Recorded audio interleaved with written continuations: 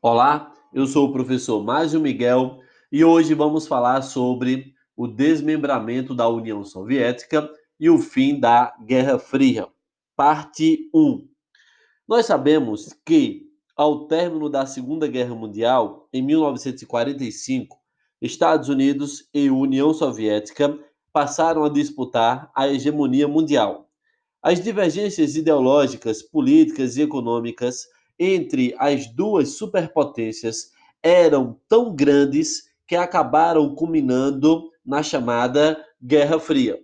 Nós sabemos que, de um lado, os Estados Unidos vai defender e ainda defende uma economia capitalista, tendo como base a propriedade dos meios de produção e na livre iniciativa, tendo aí uma política democrática e a liberdade como um ponto-chave colocado dentro do seu sistema.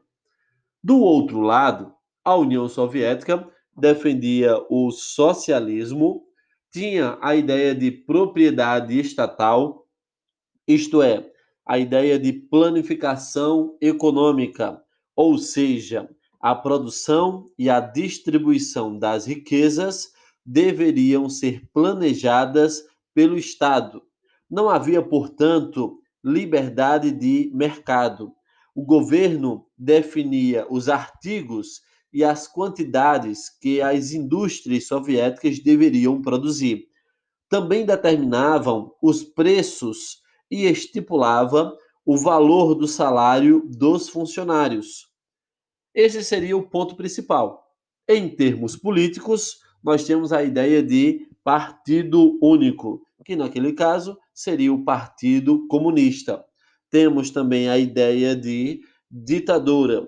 Havia censura rigorosa aos meios de comunicação e aos artistas, sendo reprimidas as manifestações contra o regime.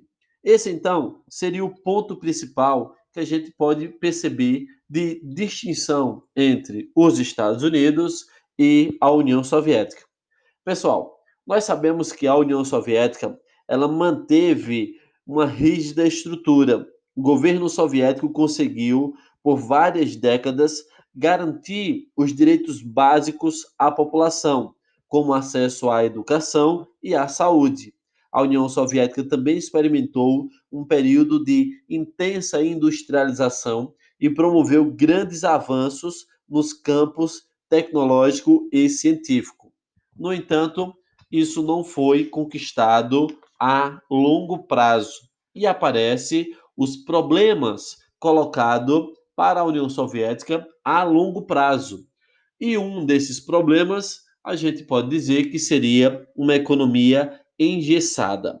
Pessoal, o rígido controle estatal soviético acabou engessando sua economia e trouxe vários problemas.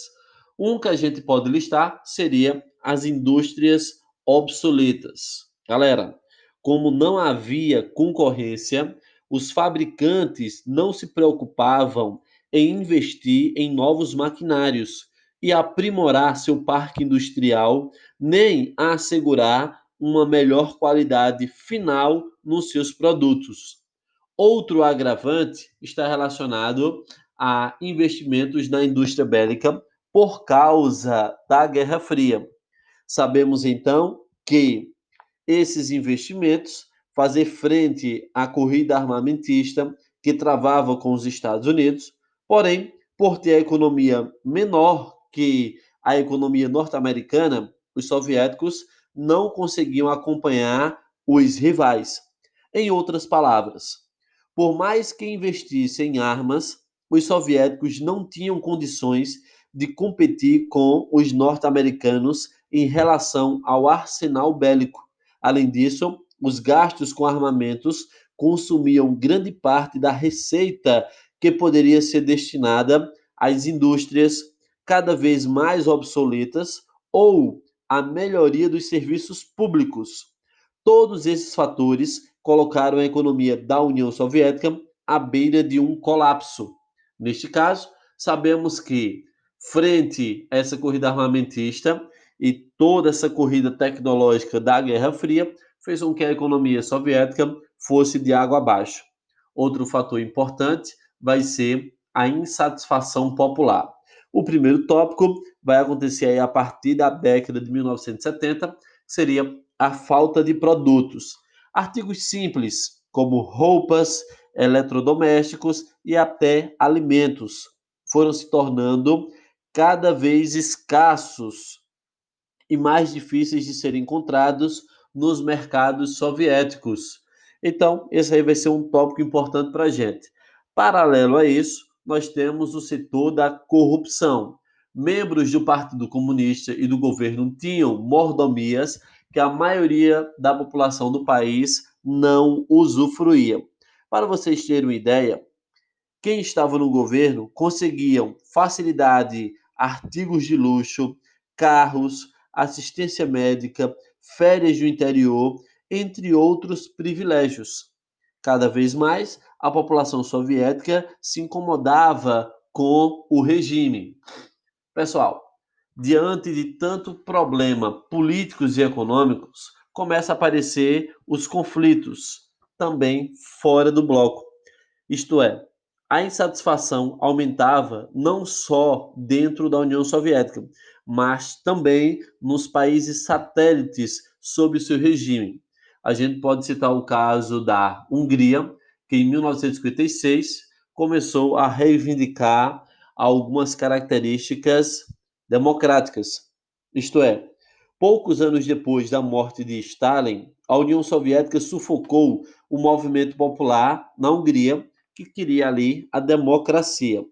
Outro movimento importante vai ser o da Tchecoslováquia, conhecida também como Primavera de Praga, que promoveu algumas reformas que estabeleciam a descentralização econômica, liberdade política, liberdade de imprensa e uma maior democratização do país. É a esse fenômeno que nós chamamos de Primavera de Praga, esse renascimento do povo. Mas, reagindo, os soviéticos invadiram o país e também puseram fim a essas mudanças. Diante dessas pressões colocadas, vai aparecer no ano de 1980, melhor falando, a década de 1980, a Polônia. Ela vai lutar por melhores condições de trabalho, fim do partido único, censura, falta de liberdade, da escassez de alimentos, entre outras exigências. Vai ser um movimento organizado pelo Sindicato Solidariedade, sob a liderança do operário Lech Walesa. Os trabalhadores se mobilizaram, fazendo greves para reivindicar todos esses conjuntos que nós abordamos. E mais uma vez, nós tivemos o governo da União Soviética impedindo. Mas essa greve vai trazer grandes impactos para a União Soviética, porque vai mostrar o enfraquecimento da União Soviética. Todas essas dificuldades obrigavam o governo soviético a promover uma reforma econômica e política. Porém, elas aconteciam a passos lentos. É quando a gente vai ver essas mudanças a partir de 1985, quando o Mikhail Gorbachev chegou à presidência da União Soviética. Ele mostrava que era necessário modernizar as estruturas políticas e econômicas. No campo da economia, ele vai desenvolver a perestroika, que significa reestruturação. Nós vimos que a indústria era obsoleta e precisava se modernizar. E no campo da política, vai ser desenvolvida a Glasnost, que vai ser dada aí como transparência, que vai ser um movimento lutando por liberdade política e, claro, lutar pela democracia. Esse tema, Perestroika e Glasnost, ficará para a nossa próxima aula.